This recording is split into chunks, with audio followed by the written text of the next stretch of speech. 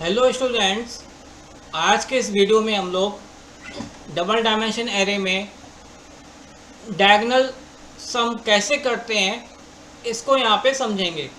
इसके लिए हम यहाँ पे एक डबल डायमेंशन एरे डिक्लेयर कर लेते हैं।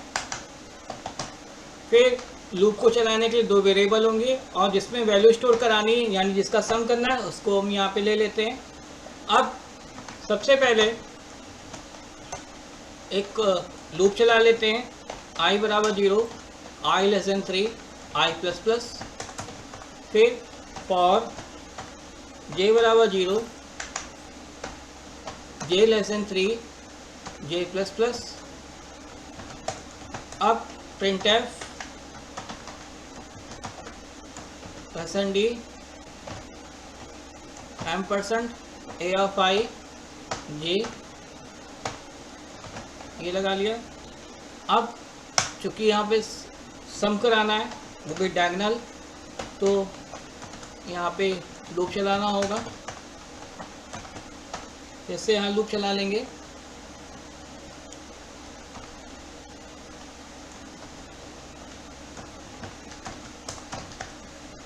अब चूँकि डायगोनल का मतलब क्या होता है, जहाँ पे रो और कॉलम के इंडेक्स सेम होंगे वो हमारा क्या कहलाएगा, डायगोनल। तो उसके लिए यहाँ पे क्या लिखेंगे, इफ i इक्वल j, यानी जब रो और कॉलम की इंडेक्स सेम हो तब वैल्यू का क्या हो, सम हो। तो उसके लिए यहाँ पे क्या लिखेंगे, s is equal to s plus a of i j, ये लिख लिया मैंने। अब इसके बाद printf डायगोनल सम कमा s, ये हो गया। अब इस प्रोग्राम को देखते हैं। सबसे पहले तो यहाँ पे आएंगे लूप में i बराबर 0 कंडीशन ट्रू है, j बराबर 0 कंडीशन ट्रू है। तो यहाँ पे एक चीज़ गड़बड़ कर दी मैंने, enter the value scanner %d address of a of I j। अब i बराबर 0, j बराबर 0 कंडीशन ट्रू है, तो 0 पे ने मान लिया वैल्यू इनपुट करा रखी है।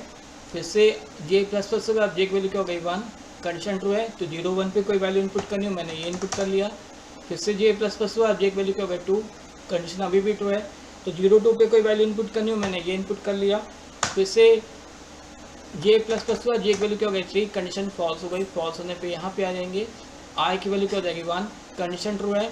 यहाँ पे आते हैं j बराबर 0, ये भी कंडीशन ट्रू है, तो 1 0 पे कोई वैल्यू इनपुट करनी होगी, मैंने ये वैल्यू इनपुट कर ली। फिर से j प्लस प्लस हुआ, j की वैल्यू क्या हो गई 1, कंडीशन ट्रू है, मैंने ये इनपुट कर लिया।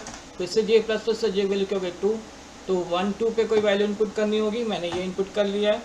अब j की वैल्यू क्या हो गई 3, कंडीशन क्या हो गई फॉल्स। फॉल्स होने पे यहाँ पे आ जाएंगे। अब i की वैल्यू क्या हो जाएगी 2, कंडीशन ट्रू है, j बराबर 0, ये भी कंडीशन ट्रू है, तो 2 0 पे कोई वैल्यू इनपुट करनी, मैंने ये इनपुट कर लिया।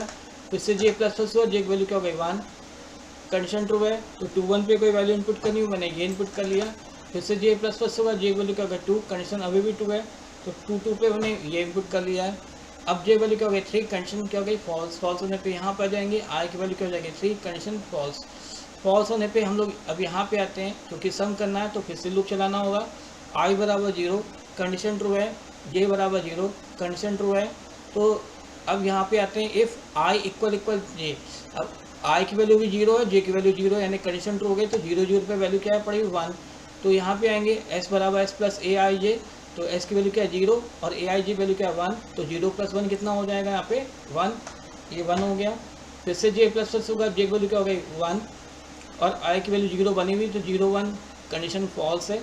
अब j की वैल्यू क्या हो जाएगी 2, कंडीशन ट्रू। यहाँ पे आते हैं, i की वैल्यू 0 है और j की वैल्यू 2, ये भी कंडीशन फॉल्स है। अब j की वैल्यू क्या हो गई 3, कंडीशन फॉल्स, तो इस लूप से बाहर आएंगे। बाहर आने पे यहाँ पे आ जाएंगे।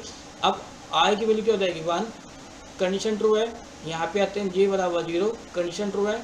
अब यहाँ पे आते हैं आई की वैल्यू 1 है और जे की वैल्यू 0 है, तो कंडीशन क्या हो गई, फॉल्स। फॉल्स होने पे यहाँ पे आ जाओगे, जे प्लस प्लस होगा, अब जे की वैल्यू क्या हो गई 1, कंडीशन ट्रू है, और आई की वैल्यू 1 है और जे की वैल्यू भी 1 है, कंडीशन ट्रू हो गई। तो 1 1 पे वैल्यू यहाँ पे क्या पड़ी हुई 5, तो 1 + 5 कितना हो जाएगा 6।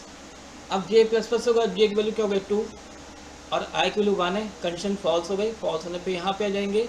अब जे की वैल्यू क्या हो गई 3, कंडीशन फॉल्स। फॉल्स होने पे यहाँ पे आएंगे। अब आई की वैल्यू क्या हो जाएगी 2, कंडीशन ट्रू है।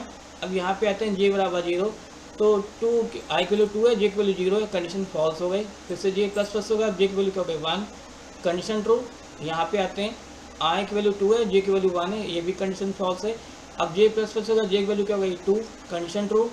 यहाँ पे आते हैं, अब आई की वैल्यू भी 2 है और जे की वैल्यू भी 2 है, तो एक ही 2 पोजीशन में वैल्यू क्या पड़ी 9, तो और एस की वैल्यू यहाँ पे क्या है 6, तो 6 + 9 कितना हो गया 15।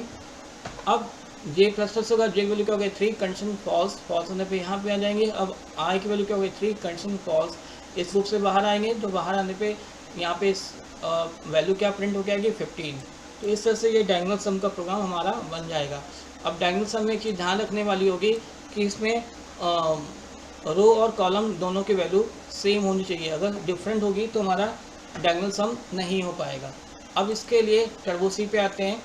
तो टर्बो सी पे आने के लिए ये टर्बो सी पे आ गए हम लोग यहाँ पे।